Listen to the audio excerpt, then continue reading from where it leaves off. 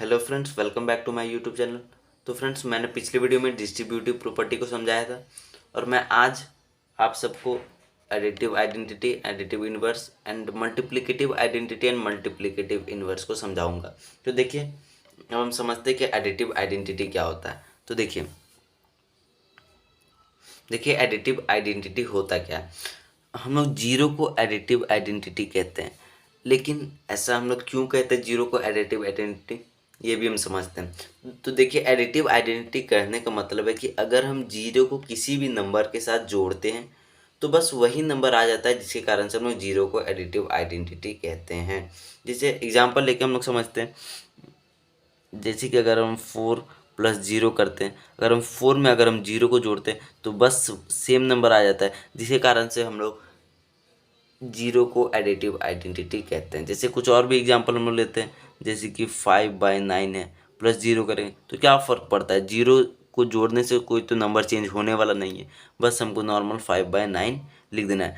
तो बस इसलिए हम लोग जीरो को एडिटिव आइडेंटिटी कहा जाता है। आइए अब हम समझते हैं कि एडिटिव इन्वर्स क्या होता है।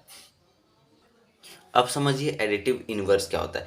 एडिटिव इन्वर्स होता है कि अगर हम ऐड को माइनस में चेंज करें और माइनस को ऐड में, अगर किसी नंबर के पहले अगर वो प्लस है, अगर हम उसको बस नंबर के पहले अगर हम माइनस लगा दें तो बस यही एडिटिव इन्वर्स होता है। तो अब समझते हैं एग्जाम्पल के तौर पे। जैसे हमको एग्जाम्पल लेते हैं, 4 है, इसका पूछिएगा कि इसका एडिटिव इन्वर्स क्या होगा। तो जनरल सा बात है कि ये प्लस में 4 है, इसके पीछे प्लस है, तो बस आपको संख्या लिखना है 4 और इसके पीछे लगा देना है माइनस। बस यही होता है एडिटिव इन्वर्स। अगर कोई 4 का एडिटिव इन्वर्स पूछे तो बस -4, यानी कि केवल हमको प्लस को माइनस में इन्वर्स कर देना है। इन्वर्स करने का मतलब एडिटिव इन्वर्स में इसका मतलब होता है कि को प्लस को माइनस में करके, और ये मल्टीप्लाई और डिवीजन के क्षेत्र में नहीं होता है। एडिटिव बोला है, इसका मतलब एडिटिव या फिर माइनस में रहेगा। जैसे कि अगर ये यही एग्जांपल -4 रहता तो हम लोग इसका एडिटिव इन्वर्स 4 लिखते।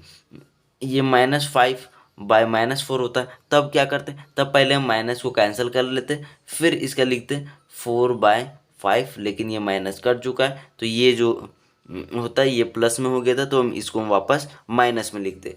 इसका मतलब एडिटिव इन्वर्स आप लोग समझ गए होंगे कि एडिटिव इन्वर्स में केवल हमको साइन चेंज करना होता है, किसका, माइनस और प्लस में। आइए अब हम लोग समझते हैं मल्टीप्लिकेटिव आइडेंटिटी क्या होता है।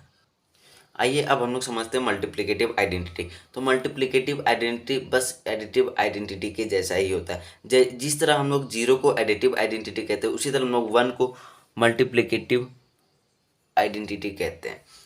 एडिटिव आइडेंटिटी में हमें जीरो के साथ हम जोड़ के चेक करते थे कि अगर जीरो के साथ जोड़ने से वही संख्या आ जाता है, तो इसलिए हम लोग उसको एडिटिव आइडेंटिटी कहते थे जीरो को। अब उसी प्रकार यहाँ पे मल्टीप्लिकेटिव आइडेंटिटी में कि 1 के साथ अगर हम किसी भी नंबर को गुना करते हैं तो वही नंबर आ जाता है, जिसके कारण से हम लोग 1 को मल्टीप्लिकेटिव आइडेंटिटी कहते हैं।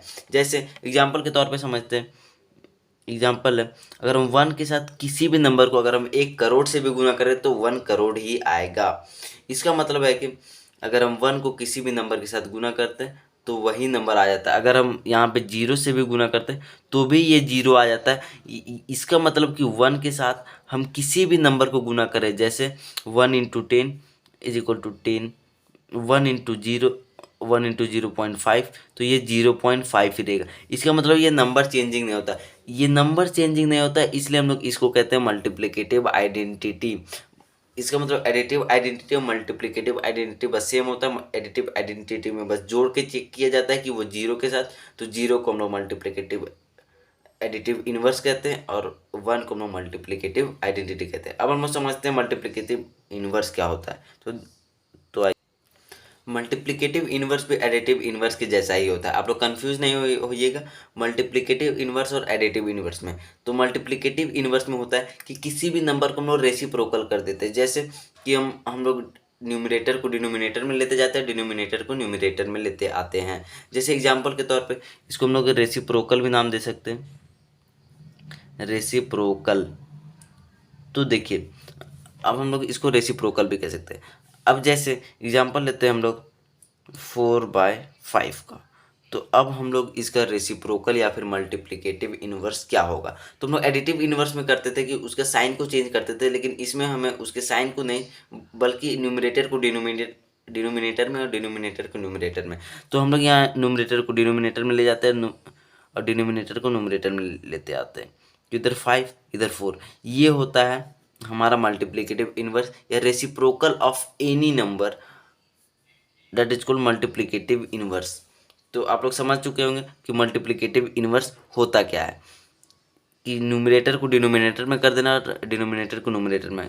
अब माइनस प्लस उसमें कोई दिक्कत नहीं, अगर ये माइनस आता तो ऊपर में ही माइनस होता है ऐसे जनरली। तो आप लोग मल्टीप्लिकेटिव इन्वर्स भी समझ गए होंगे। अब हम लोग अगले वीडियो में समझेंगे कुछ और भी टॉपिक्स।